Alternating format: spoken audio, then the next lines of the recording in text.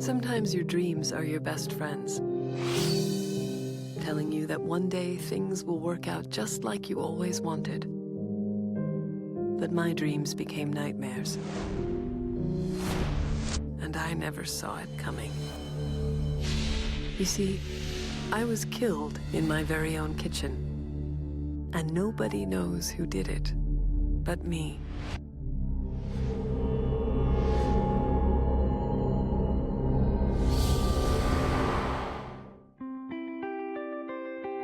I always dreamed of the perfect life. A beautiful house on a suburban street, children playing in the yard, and a husband who loved me. And I got everything I ever wanted. Well, almost everything. My sister Ellen was the mom out of the 50s. She did everything from being the head of the Brownies to being the volunteer of the year for the elementary school. She was a ray of sunshine. The all-around best type of neighbor you could have. She just loved life, regardless of any adversities that came her way. I always thought life is too short to spend it complaining. I just never knew how short it could be. Things don't change much here on the main line. That's what the good folks in the town of Wayne call the area around Philadelphia. I guess old money and old habits die hard. And myself and another officer, we were sitting in a parking lot, just shooting the breeze about what's going on. Pretty much a normal day. But on that normal day in 2007, someone was determined to shake up the routine. When this call came out, they dropped the tones, and then the dispatcher tells us that there's a body found. The husband came home and found his wife dead. These type of calls just don't happen in my neighborhood.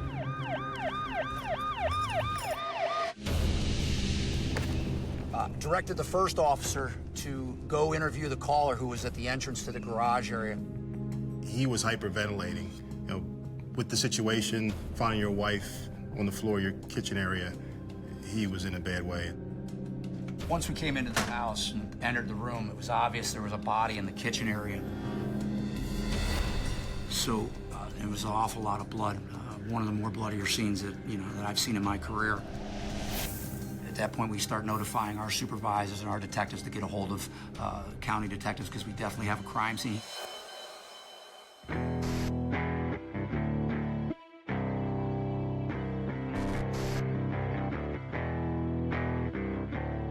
There was a large amount of blood on her face. It appeared to us that she had been shot in the face at close range, possibly by a shotgun or a high-powered rifle or handgun. I never was the homecoming queen, or much of a social butterfly. But on the day I died, I was definitely the center of attention. The house was in complete disarray. When we arrived at the scene, her husband, Dr. Robb, had shown one of the officers that there was a broken window to a door leading into the home. What looked like a burglar had come into the house and surprised her, and then, in his escape, had murdered her. I'd spent so many years building the perfect life for me and my family.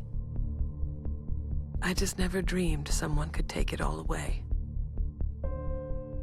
When the word got out to the residents that there was a homicide, there was disbelief.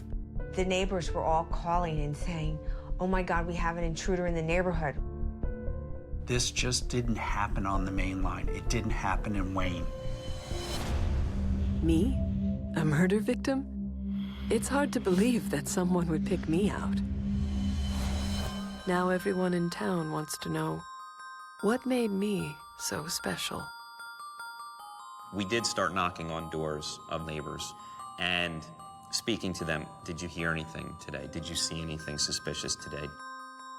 Something that might be miscellaneous or not important to to a neighbor might be really important to us in our investigation. We're investigating a crime that occurred up top of the street earlier today. I wonder if maybe you heard. None of the residents were able to report anything suspicious.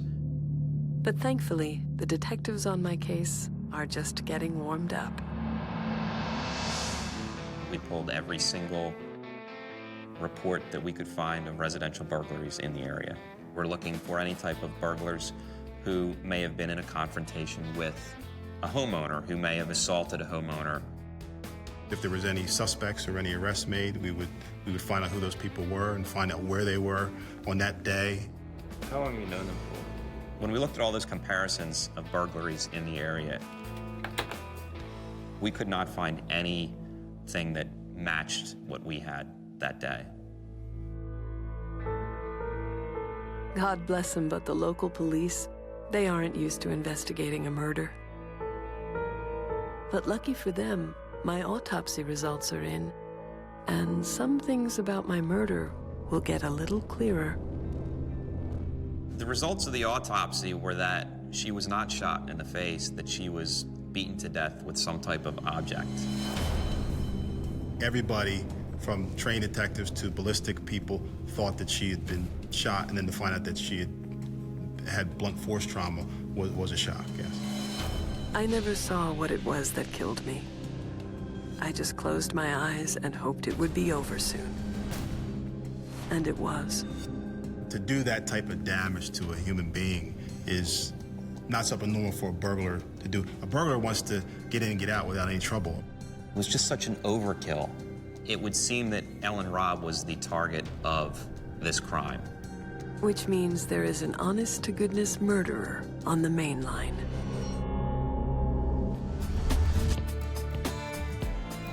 That weekend should have been perfect. My brothers were planning a big surprise for my 50th birthday. They always did look out for me. But plans change. There were still lots of arrangements to be made, of course. But it wasn't my birthday they were planning. It was my funeral.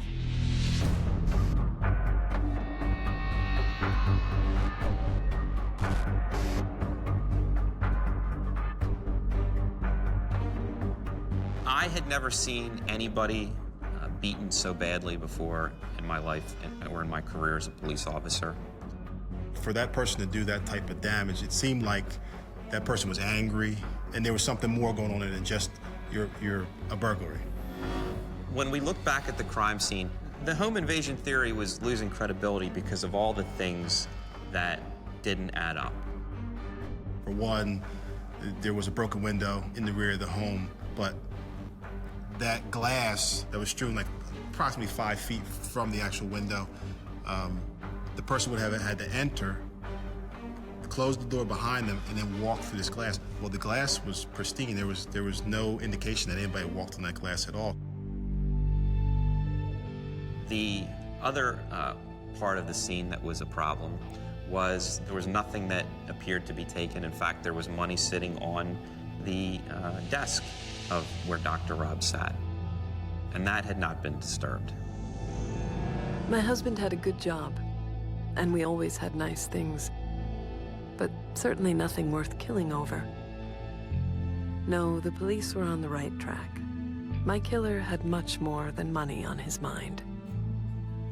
Once we realized that this was not a burglary that had gone bad or a home invasion, we focused on people that Ellen knew and who could have possibly wanted Ellen dead. Not everyone you meet in this world is destined to be your best friend. But I learned at an early age that when someone tried to hurt you, well, you just have to kill them with kindness. With Ellen, you know, she was able to always look at the bright side. Everybody else came first. Everybody. She enfranchised people. She enfranchised the world around her. So there was never a question of Ellen having any enemies. But believe it or not, even a housewife from the main line can have a secret or two. We need to delve into her life and talk to her friends or whoever she confided in, who she's emailing, who she's contacted on Facebook. Anyone, including myself, at first was under the microscope as to who could potentially be involved in the murder.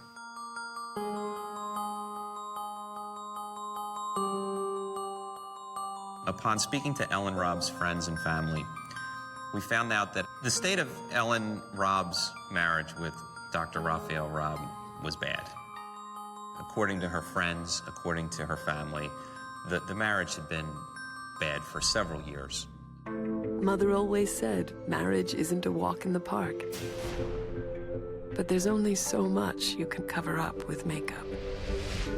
She hid a lot because I think she was worried about being the brunt of everybody's gossip and conversation.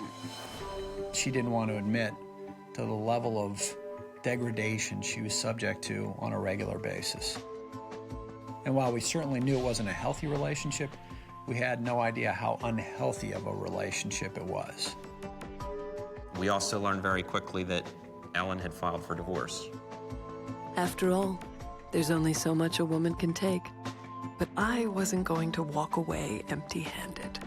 We went and spoke with the attorney who Ellen Robb had hired, and we discovered that Dr. Robb had a large amount of money in retirement accounts, plus he was making a very significant salary as a professor at the University of Pennsylvania. The fact that Ellen was going to come away with a large amount of money certainly gave a motive for Dr. Robb to kill her. They say it's the root of all evil. But was I really killed over a little bit of money?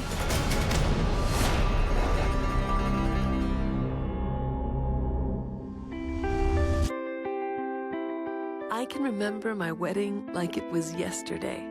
My bridesmaids all wore pink, and everyone I'd ever known was there. With Rafi, I think she thought she found the right guy. He was someone who was intelligent, who was worldly. He was a seated professor at the University of Pennsylvania. I don't think, of Ellen as a snob, but it did carry certain cachet, especially on the main line. But that wasn't the whole picture. After we were married, it wasn't always wine and roses. He was very controlling in the relationship. And I would always say, Ellen, if you ever need to get out, you can get out. I loved my family, but I knew the marriage was in trouble. She wanted that whole picture of the happy family, the father, the mother, the child. She wanted that so bad. She was willing to do anything. The fairy tale. The fairy tale. I guess the cat was out of the bag about my husband and our less than picture perfect marriage. But my murder? I can understand why that's still fuzzy to the police. Just because you have a bad marriage with somebody does not necessarily mean that the person, the husband or wife, was the killer. We looked to see if we had any prior incidents at their house for domestic violence of any sort, and there was none, not even for a verbal argument of some sort. My husband was a complicated man. He didn't always fit in on the main line. But does that make someone a killer? When Dr. Robb was asked about his marriage with Ellen, he denied the fact that there was a divorce pending. Detectives had Dr. Robb write out a statement as to what he did that day. You described your typical day. Drop Olivia at school, off to work, and then back home again. We were able to verify Dr. Robb's whereabouts that entire day, from the time that he dropped Olivia off at school to the time that he arrived down at University of Pennsylvania. Rafi was not the perfect husband. It seems he wasn't the perfect suspect either. There wasn't any physical evidence that could link Dr. Robb to this crime. There was not any blood found in his car. We did not find any bloody clothes. How could somebody commit a murder like this and there not be any physical evidence of any sort? Usually there would be something, and there wasn't. Which means my murder is still a mainline mystery. I hadn't planned it this way, but I was finally ready to start a new life.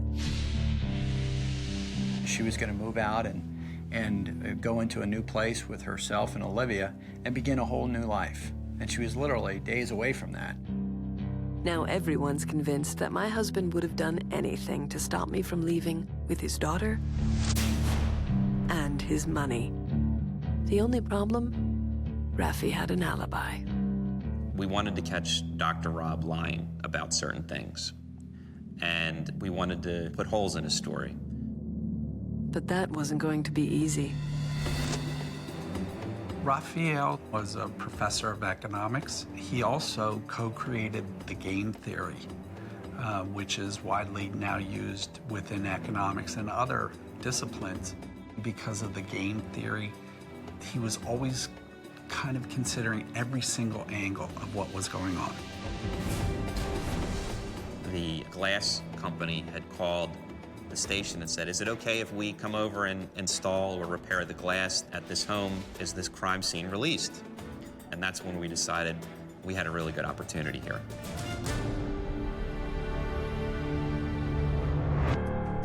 We sent an undercover officer in with the actual person who was installing or repairing the glass. And the undercover officer went and engaged Dr. Robb in some conversation. And Dr. Robb seemed to kind of warm up to him a little bit. Ah, the mysteries of male bonding. Before long, Rafi and that undercover cop were talking like they were two old buddies. The undercover officer says to Dr. Robb, "Hey, you need to come up with a list of things that are taken. It's not going to look right if you're reporting a burglary and there's nothing stolen from the home." In response, Dr. Robb was kind of like, "Oh yeah, you know, that's a good idea." You were the smartest man I ever met. Lots of people thought so. But as it turns out, those detectives were pretty smart too. Dr. Robb ended up submitting a list of things that were stolen from his house, which we knew wasn't true. Now Dr. Robb was providing the police with false information. It became very clear when the police progressed from Rafi's our suspect to Rafi is the perpetrator of the crime, and now we have to tighten the noose. In and of themselves, these little tiny pieces may not be that important, but you put all these things together and it paints a big picture. I knew who killed me. And now the police do too. Dr. Robb was charged with murder in the first degree. It's not exactly how we pictured happily ever after, is it, Rafi? But I should have known. You already had a scheme about what to do next. He is a very smart person. He realized that there was no way out of this. He was not going to be found not guilty.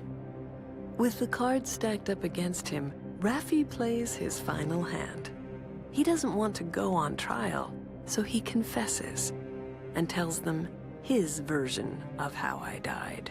Robb claimed that after dropping Olivia off at school that morning, that an argument started in the kitchen, and that the argument was over Olivia and Ellen going to Massachusetts.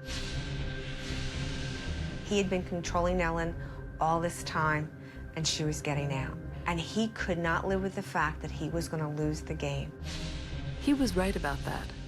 We had fought before, but this time was different. And he grabbed the first thing that he said he saw, which was a chin-up bar, and that's when he started to beat her to death. You said it all happened so fast that you didn't know what you were doing. But you had plenty of time to stop. You just never did. He just developed a hatred for this woman. He just wanted to destroy her, and that's what he did. And his whole rationale was, I lost it. I lost it. It was a singular moment of rage. We had an argument, and I lost it.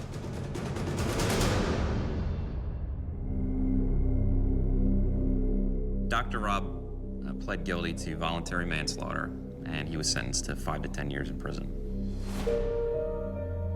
Seeing him walk out of the hearing and his smirk on his face as he looked at the camera and walked by, it was a chilling, appalling moment where we knew that there was zero remorse for what he had done. In Rafi's own way, he beat the system. All I ever wanted was to live out my dreams. But Rafael took that from me. And now, for a while, the Pennsylvania penal system will take it from him. At least my dreams live on in my daughter. And if she ever needs a helping hand or a silent prayer, I'll be there.